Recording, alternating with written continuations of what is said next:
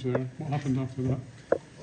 Yeah, we didn't convert the opportunities, I think. Again, there's two sides to it. You know, if you go in 21-10 from a Bulls perspective, you come out with a different, desperate mindset. And I thought they dealt with the first 10 minutes after the halftime better. And that obviously led to them being in our rear view mirror. We started, you know, looking more at the scoreboard, and that's normal in all sport. You know, if you're the log leader, or if you're leading the game, or you have even if you're a cyclist or whatever, you start worrying about not winning it, and then that influence maybe the outcome, especially if you have a team that you play against that knows how to play in the last 20 minutes of a final. So yeah, a little bit of that. I didn't want to say, I'm not saying today that we will learn from this. That is not what I want to say at all. But we will have to take what we've learned tonight from it. You know, we said that after the Toulon game, we are now a team that can set ourselves up for big moments. We must learn. You know, and it's across, I think, all Scottish teams. We need to go one step further now going forward. Is the sense of disappointment a little bit sharper than the Toulon game, given that in that you maybe didn't play to the capabilities, whereas today you played extremely well for half an hour, then weren't quite able to see it through? I don't know if you can measure disappointment, but it's rates high, and both of them.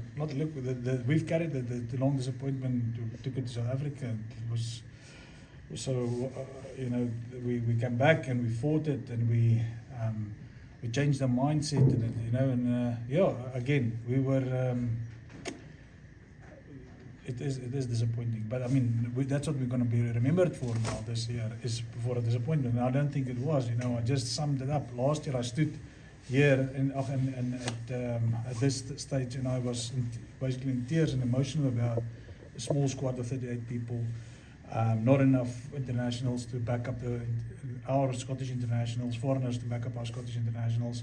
The expectation is big. We had a big tough draw. The schedule has changed, and despite that, we ended up top of the log. We ended up having all these home advantages. We've done extraordinarily well in Europe. So now, how full is the tank? There's obviously still room for progression, and we will take that. And that is what I said to the players. I hope that the disappointment is the main ingredient now for the next season. You sound like a man who's going to have plenty of fire in the belly for next season to put this right. Always have fire in the belly. It's not how, I won't quote that because you're all going to use it, but it's not how hard you get hit, it's how hard you can get hit and go forward, and that's my temperament. It's one, and it's the players. I mean, it's our DNA, it's part of our DNA. We fight. Nobody will know how much have we fought above our weight this season because we won anyway.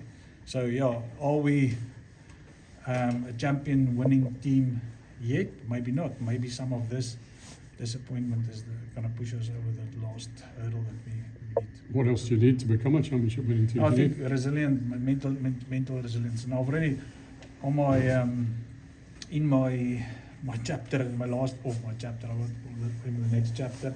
I already have the mental resilience as part of our program. The execution is there, and I think there's going to become more and more competition as the young guys grow next season. And you know, it's going to allow us to race some of these players more often if we're going to be able to tap into more of the young guys that I think is ready to play at this level. So hopefully, you know, with a tough international season next season, with the 4 games in November and tough Six Nations with only one break again, we'll find strength in our youth and our young guys that will allow our back end of the season campaigners to be very sharp and to be very well rested. Do you think you've had the size of the squad getting smaller? You know, it's going to get smaller again. With 6 very experienced international players leaving.